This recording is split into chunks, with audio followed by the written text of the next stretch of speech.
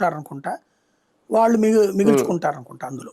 దానికి గాను kick backs వస్తాయి. అది అంత మించి ఇంకేముంటుంది. తర్వాత పార్టీ ఫండ్ అంటే పార్టీ ఫండ్ కూడా కాదు, వెనక ఫండింగ్ ఇస్తారు. పార్టీ ఫండ్ అయితే మళ్ళీ లెక్క చూపెట్టాలి. దానికి వెనక ఫండింగ్ కోసం అయితేనే చేయాలి అట్లాగా, అంత మించి ఇంకెవడు చేయడు అట్లాగా. దోచి పెట్టాలి ఓ రకంగా చెప్పాలంటే. అరే కానీ ఇక్కడ విశాఖని ఎందుకు ఎంచుకుంటున్నారు? అక్కడైతేనే వస్తారు, అమరావతిలో పెడతానంటే రారు అట్లాగా. సాఫ్ట్వేర్ కంపెనీలు అమరావతిలో పెట్టడానికి వస్తారా? కార్పొరేట్ కంపెనీలు పెట్టడానికి వస్తారా?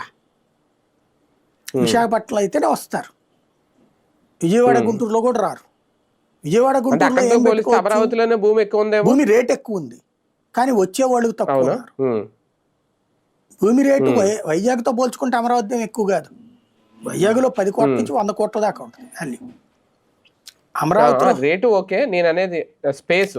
అంటే ఇప్పుడు 50,000 ఎకరాలు ఎంతో ఆల్రెడీ సేకరించి పెట్టి విశాఖపట్నం దగ్గర ఎంతకంటే ఎక్కువ ఉంటుందంటే సేకరించక్కర్లేదు, ఆల్రెడీ ప్రభుత్వ భూమి ఎక్కువ ఉంది. అప్పుడు జగన్ పెట్టిందే అందుకు రాజధాని అక్కడ అన్నది. అదైతే పెద్ద ఖర్చు లేకుండా పనిచేసేసుకోవచ్చు అనేసి అదే తేడా. అవును.